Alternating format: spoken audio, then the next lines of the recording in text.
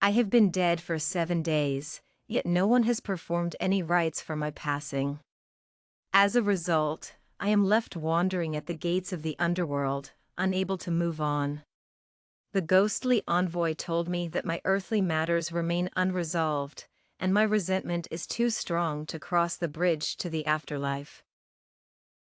Thus, I became a wandering spirit, drawn by an unknown force back to my home. The very place I had once desperately tried to escape. I never imagined that even in death, I would still endure torment here. Today, the house was unusually noisy, filled with a crowd of villagers watching the commotion. There seemed to be sounds of a fight inside. Damn it, the family's already this poor and you still gamble. You're a real piece of work. With a loud shout, the rickety wooden door was smashed open from the inside, and a figure was thrown out. I looked closely and realized it was Ethan, my brother, the one destined to carry on the family lineage. He had always been treated like a little prince. But today, he was beaten so badly that I almost didn't recognize him. The next moment, 2 burly men emerged from the house, looking fierce and menacing. One helped Ethan up, while the other slapped him repeatedly, the sound echoing like a symphony. Sir. Sir. Please stop hitting him, please. We'll repay the money, we promise. An elderly woman, who had already cried herself into a mess, rushed out of the house, kneeling and kowtowing to the 2 men, her forehead bleeding from the impact. An inexplicable pain gripped my heart. That was Margaret, my mother.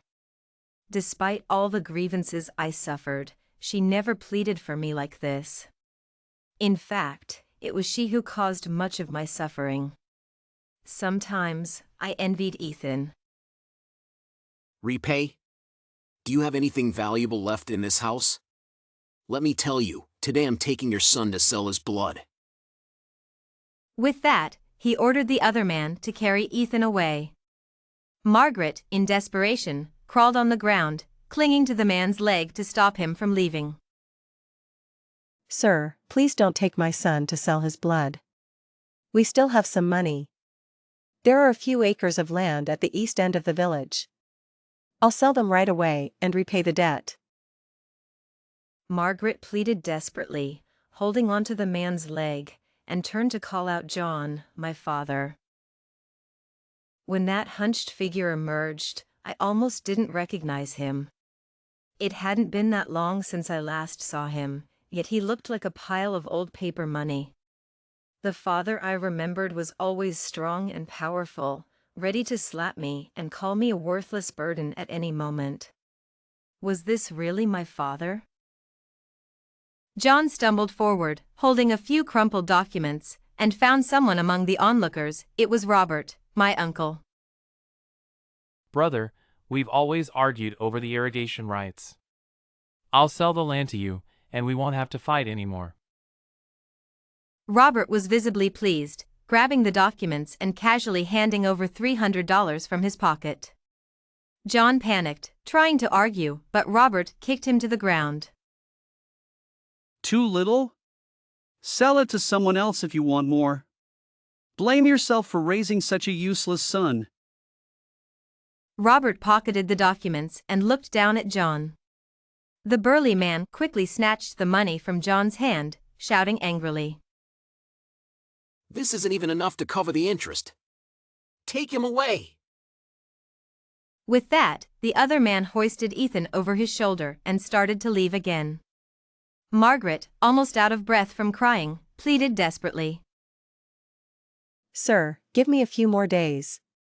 I can gather the money. I have a daughter. I'll ask her for money. She must have some. Hearing her words, I felt my breath catch, the pain in my heart more vivid than when I was alive. The intense resentment almost made me explode. I forced myself to hold back. The debt collectors finally gave them a break, agreeing to come back in a week. Ethan, beaten black and blue, sat on the ground crying. Mom, Will sisters still give us money? This question stunned me. So they did have a shred of conscience, enough to feel some guilt for me? Son, if it weren't for your sister insisting on going to college, you wouldn't be in this situation. Please, never gamble again. I guess I was wrong. But before Margaret could leave, someone came knocking. It was Helen and David, whom I had met when they came to propose. Helen, holding a kitchen knife and weighing over 150 pounds, was followed by her burly son, looking quite imposing.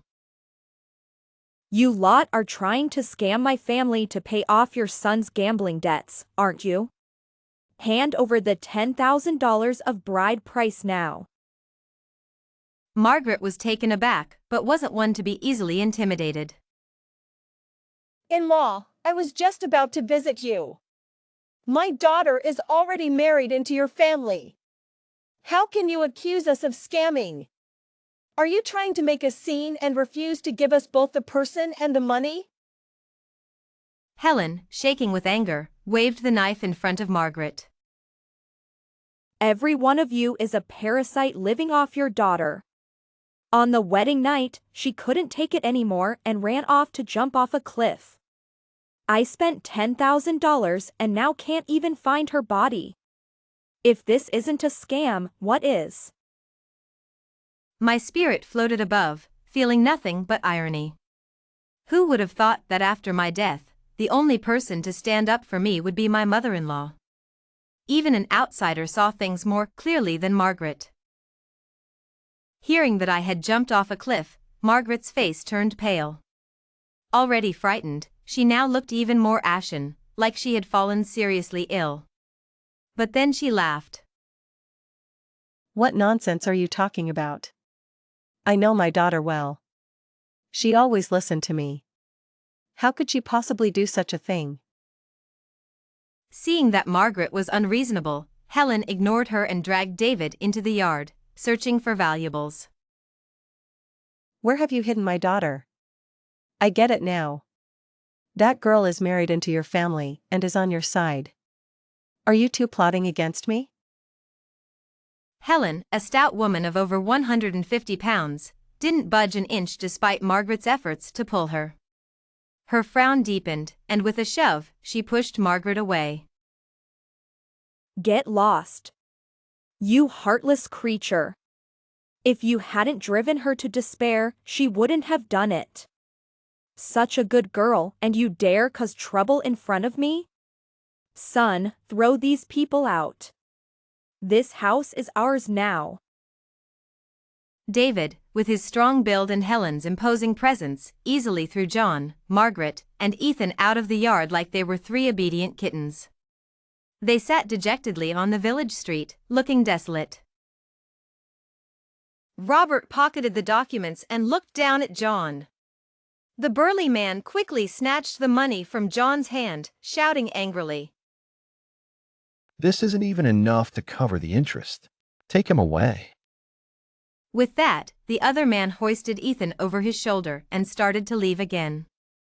Margaret, almost out of breath from crying, pleaded desperately. Sir, give me a few more days.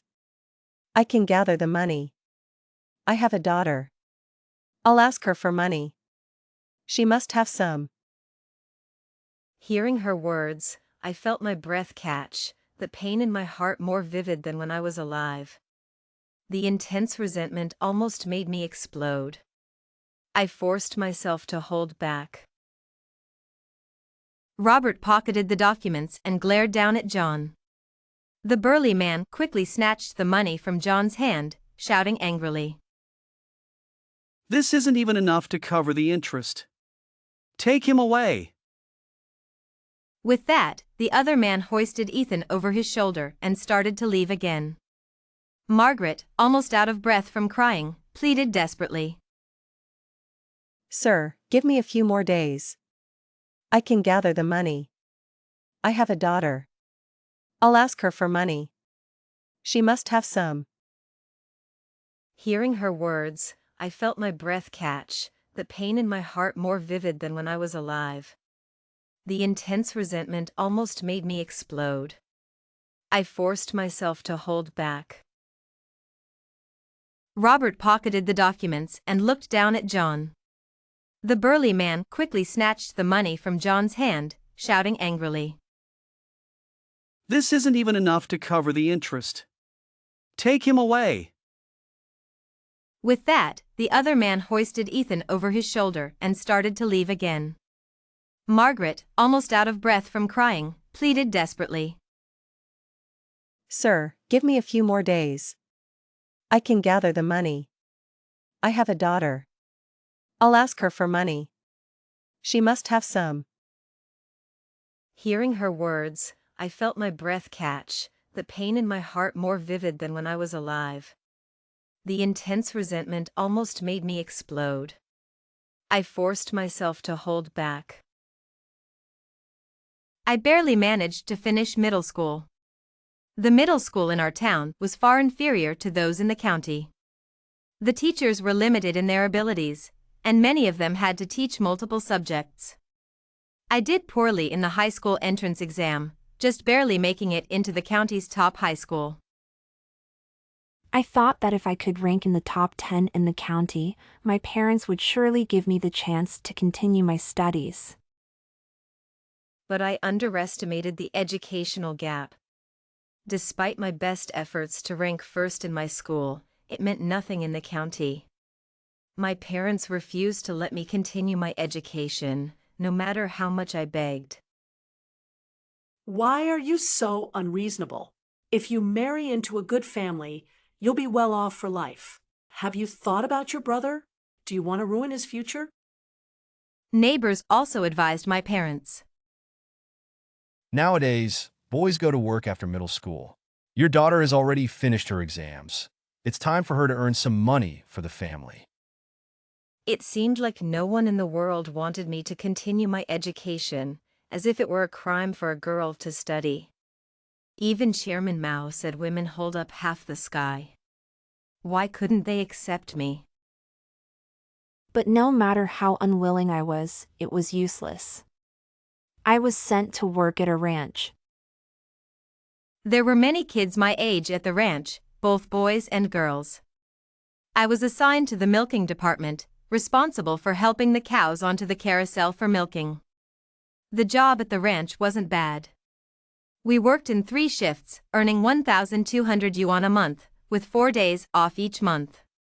Most importantly, the job included food and lodging, allowing me to stay at the ranch. This gave me a sense of relief, and I even started to enjoy the work. I thought that if I found someone here and settled down, it wouldn't be so bad. After all, most girls who didn't study ended up like this. But my parents suddenly came to see me. You know from your exams that the town's education can't compare to the city's. Your brother has a long future ahead. We plan to send him to school in the city. Margaret's words were clear. She and John stared at me. Yes, they were staring, almost threateningly. I knew what they meant. I was earning money here with no expenses, and they wanted me to support my brother's education. They stared at me, hoping I would voluntarily hand over the money. Maybe this way, they wouldn't feel so guilty and wouldn't seem like they were exploiting me. I gave them all the money I had saved. Margaret wrapped it in a handkerchief and put it in her pocket. We're planning to rent a place near your brother's school to stay with him, so he can focus on his studies. During the busy harvest season, you should come and help take care of him. Margaret never asked if my work at the smelly ranch was hard.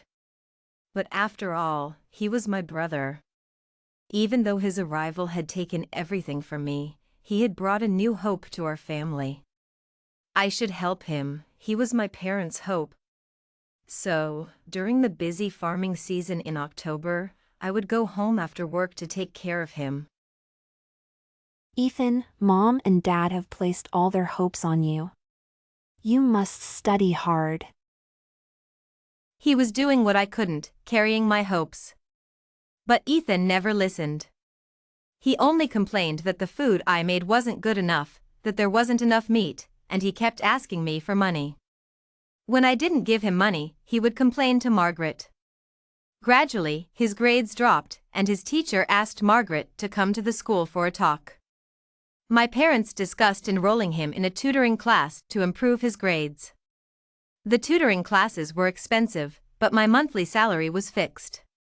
I could only give them so much each month. I thought Margaret would give up on the idea, but she came to me again. Alice, you're not young anymore. Recently, matchmakers have been visiting our home frequently. There's a family in town that runs a supermarket and has good conditions. Do you want to meet them? I knew this was the fate of every neglected rural girl. I had a childhood friend who didn't even finish middle school and became a mother earlier this year. It's so hard for a weed growing in the wild to dance in the wind. So I gave up fighting fate and sacrificed for my brother. Under Margaret's arrangement, Helen and David came to our house. It was the first time I met them. I sat in a chair, my mind blank, as if I had lost all hope in life. Alice is such a wonderful girl. Hardworking, kind, and beautiful. A perfect match for David. We would only ask for a dowry of $10,000. Let the young ones get to know each other first. If they agree, the dowry won't be an issue. Margaret smiled broadly and prepared a feast to entertain Helen and David. From then on, David often picked me up from the ranch after work and took me to the city. We went to ice rinks, pool halls, and karaoke bars. I had never been to those places before. The girls wore heavy makeup, and the boys liked to go shirtless. After spending time with them, I always felt like I couldn't get rid of the smell of smoke on me, which I didn't like. One time, we had planned to watch a movie after work, but I caught him flirting and getting physical with some girls at the theater. He was just a small-time troublemaker.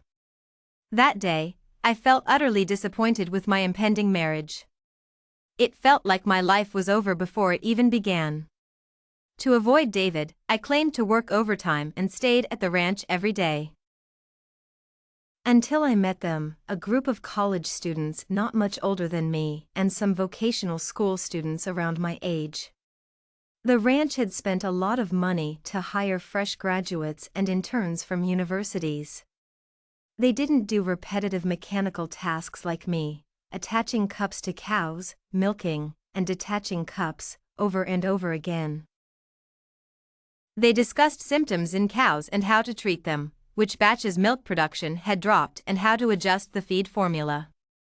They talked about so many things that sounded fascinating, but I couldn't understand any of it.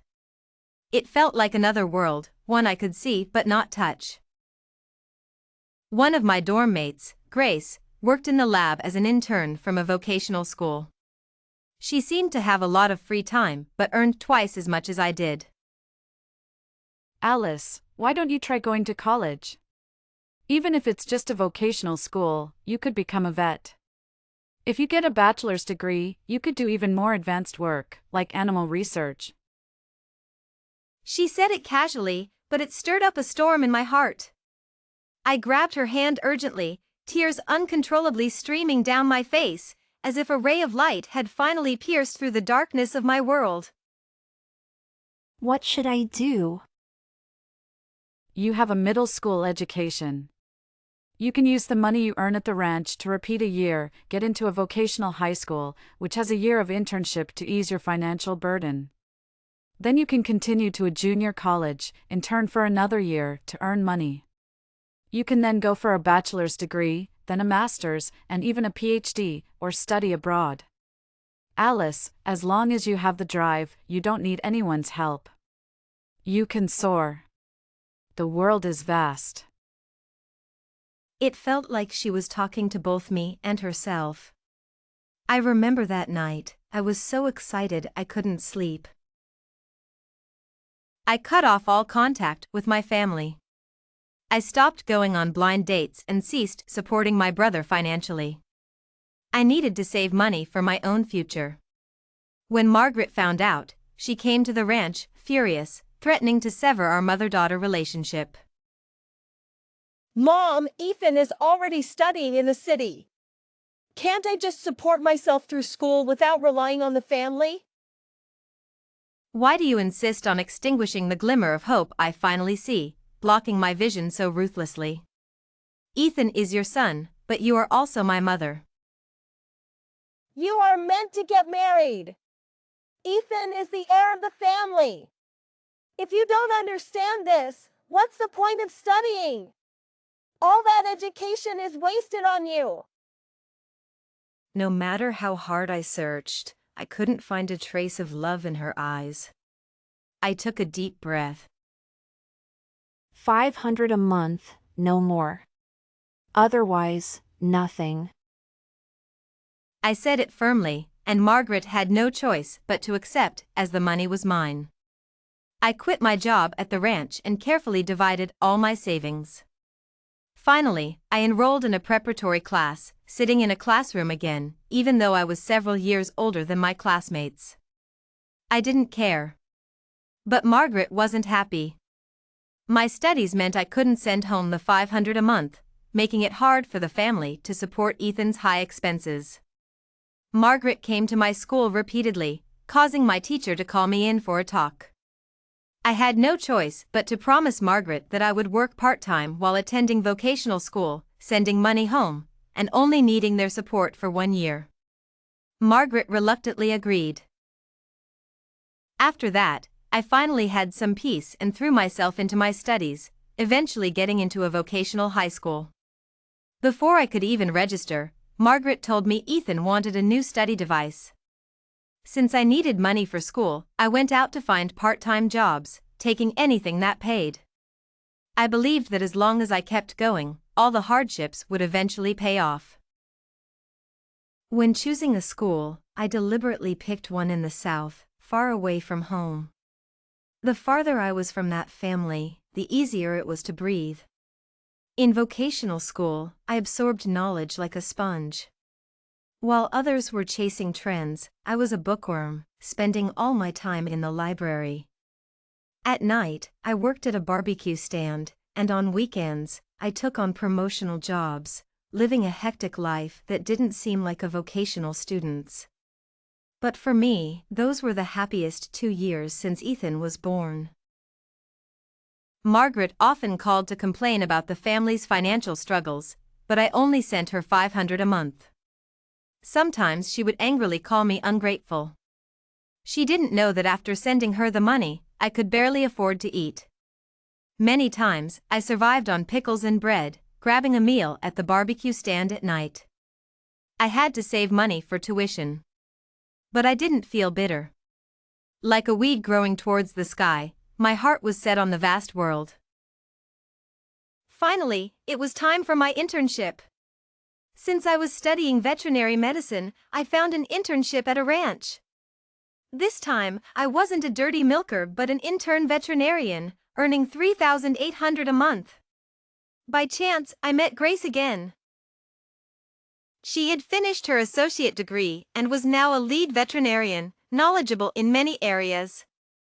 Sometimes, she could diagnose a cow's illness with just a glance. I thought she was amazing. Alice, I don't want to stay here as a manager. I'm studying every day. I want to get a bachelor's degree. I believe my future holds more. Grace took me to her single dorm room, which was much better than my shared room. Her desk was filled with veterinary study materials, like a comet crashing into my heart. I admit, I was moved. I wanted to go to college too. Robert pocketed the documents and looked down at John. The burly man quickly snatched the money from John's hand, shouting angrily. This isn't even enough to cover the interest. Take him away! With that, the other man hoisted Ethan over his shoulder and started to leave again. Margaret, almost out of breath from crying, pleaded desperately. Sir, give me a few more days. I can gather the money. I have a daughter. I'll ask her for money. She must have some. Hearing her words, I felt my breath catch, the pain in my heart more vivid than when I was alive. The intense resentment almost made me explode. I forced myself to hold back. A gust of wind blew, and my soul wavered. My parents got up and went to Robert's house. They used to have a house in that courtyard, but it had been mortgaged to Robert at a low price to pay off Ethan's gambling debts. With no place to live, Robert was their only relative left.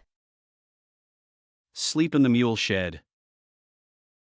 Robert had always resented our family because I had ruined his fields when I was young. Later, when Ethan was born, Martha forced them to split the house and land, making him even more displeased. Now that he had the chance, he certainly wouldn't show any kindness to my parents and brother. The mule shed was better than having no place to stay. With no other options, my parents hunched over and entered the shed. Ethan, furious, cursed Robert and stormed off. But he returned shortly, holding a postal envelope. I ran into a mailman on the way. He said this is for my sister. Ethan threw the envelope onto the manure pile in the shed and left without looking back. Margaret's dull eyes suddenly lit up. She hurriedly picked up the envelope and opened it. Dear Hui Wang, you have been admitted to our university's Animal Husbandry and Veterinary Medicine program. Please report to the main campus on September 2nd with this notice. It was my admission letter. I had been accepted into a bachelor's program. Alice, it's all my fault! Margaret suddenly wailed, not caring about the stench of the manure pile. She knelt down, tears streaming down her face. I reached out, trying to grasp the letter, but my hand passed through it. As a mere spirit, I couldn't hold anything. Sighing, I felt even more frustrated and didn't want to stay in this world any longer. Margaret became increasingly erratic, her eyes vacant, always clutching that acceptance letter and praising her daughter to anyone who would listen. The villagers said she was possessed, acting strangely. I thought they were right because I had been following her all along. She wandered aimlessly around the village for days before turning to Helen, kneeling and asking where I had fallen from the cliff. Helen, annoyed by her persistence, finally told her. You want to know where? Fine, it's just over there. Now leave me alone. Margaret and John supported each other as they searched the cliff all night. They found nothing but some traces of blood. Her spirit broke again, and she knelt at the foot of the cliff, crying and banging her head against the rocks until she bled. I'm a worthless mother. I don't deserve to be a mom. I caused my precious child's death. She beat her chest in anguish, as if suffering a tremendous blow. But she had indeed caused my demise, thinking this would ease her guilt. How laughable. After that day, she somehow found some of my clothes and buried them at the foot of the cliff, creating a makeshift grave. She visited daily, talking to me. But I was already gone, my soul unable to touch the acceptance letter I longed for. What was the point of these futile gestures? If she thought this would earn my forgiveness, then all the years of suffering were too lightly dismissed. Wife, our son is gambling again. John came rushing up, his voice urgent. Margaret didn't react as she usually did. Instead, she slowly stood up and said to my grave, Alice, it's this useless boy who held you back. I'll teach him a lesson for you. She hobbled back to the village. Ethan was already hurt, with only his thumb left on his left hand. He cried bitterly, clearly in immense pain. Mom, look at my hand. They injured me. Margaret looked at him coldly, a look I had seen on her face many times. She had hurt me the same way, now using that same coldness on her beloved son. How dare you gamble again? Mom, we don't even have a place to live. I can't stay in the stable. Mom, lend me some more money. I can win it back and redeem our house and land. Go ask my sister. She studied for so many years, she must have money. She didn't even blink when she gave us 10,000 before. Slap. A crisp slap interrupted Ethan's excited plea. You ruined your sister's life. Today, I'll cut off your right hand and see if you dare to gamble again. Margaret shouted, suddenly pulling out a kitchen knife and swinging it at Ethan's right hand. But she was old and frail, barely able to stand. Ethan grabbed her wrist, and they struggled. Suddenly, Ethan's hand slipped, and the blade accidentally cut Margaret's neck, blood spurting out. Margaret fell straight down, Ethan holding the bloody knife, looking around at the onlookers, crying helplessly. At that moment, I felt the resentment in my heart dissipate. Being someone's daughter in this life was too unworthy. My soul drifted away, heading towards the underworld. Alice, Alice. Is that you? Behind me, I heard Margaret's urgent call. She must have passed away too, able to see my spirit. But I no longer wanted to turn back or acknowledge her as my mother. My consciousness faded, faintly hearing police sirens and someone calling my name.